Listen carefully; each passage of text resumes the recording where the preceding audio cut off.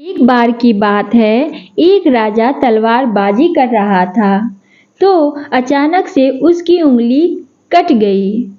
तो पास खड़े मंत्री अचानक से बोल उठे, राजा साहब चिंता ना करें, जो होता है अच्छे के लिए होता है। यह सुनते ही राजा को गुस्सा आ गया।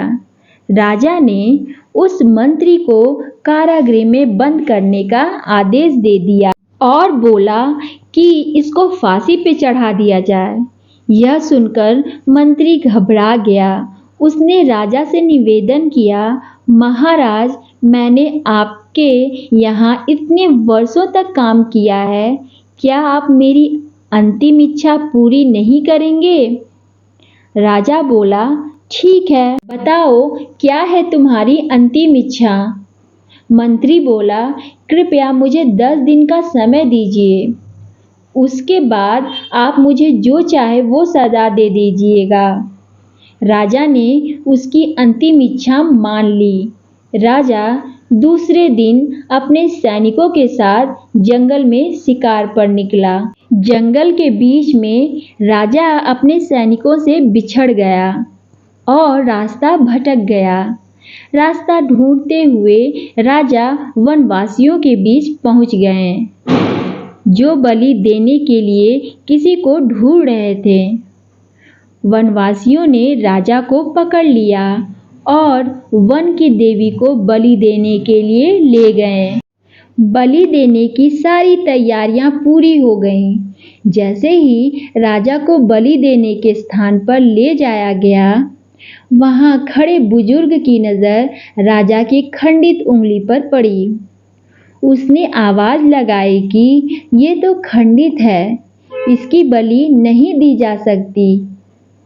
तो वनवासियों ने राजा को छोड़ दिया। राजा जैसे तैसे वहां से निकला और अपने राज्य पहुंचा।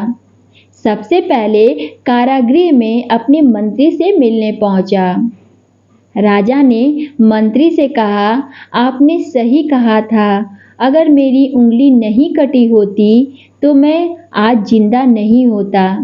यानी जो होता है वो अच्छे के लिए होता है।